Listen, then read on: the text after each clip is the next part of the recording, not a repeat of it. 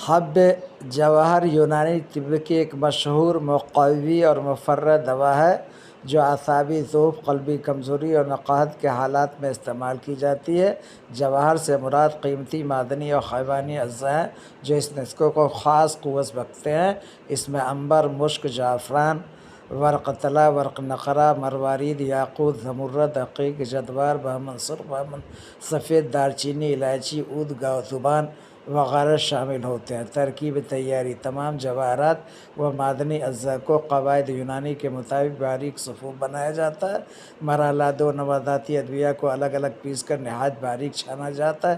مرحلہ 3: شہد یا قند کے مناسب قوام تیار کیا جاتا ہے۔ مرحلہ 4: تمام صفوف قوام میں ملا کر خوب مردن کیا جاتا ہے۔ افعال: مقوی قلب، مقوی دماغ، مقوی اعصاب، مفرح و منشط، مقوی باء، دافع خفقان۔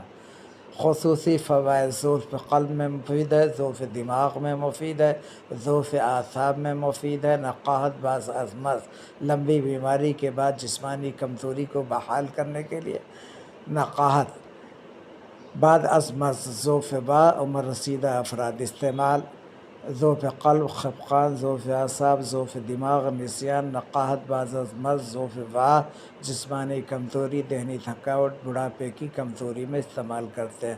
مقدار خوراک: گولی صبح اور 1 گولی صبح 1 گولی شام یا تا 2 گولی روزانہ، 1 تا 2 گولی روزانہ حسب ہدایت طبیب۔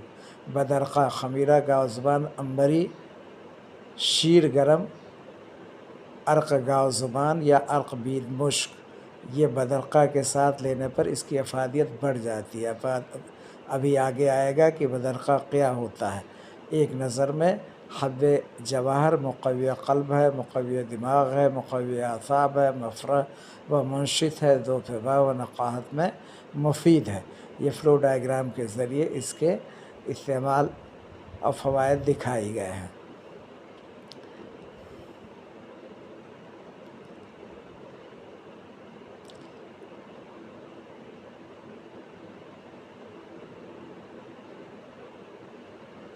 بدرقہ کیا ہوتا ہے؟ بدرقہ اس معاون دوا یا مشروب کو کہتے ہیں جو کسی دوا کے ساتھ اس کے اثرات کو بڑھاتے ہیں۔ انہینس دوا اثرات کو بڑھاتے ہیں۔ اصلاح بدرقہ کی خاص مثالیں: حب جواہر کے لیے عرق گاؤ زبان، عرق بید مشک یا دودھ کے ساتھ لیتے ہیں۔ خمیرہ گاؤ زبان کو عرق گاؤ زبان کے ساتھ لیتے ہیں۔ جوارش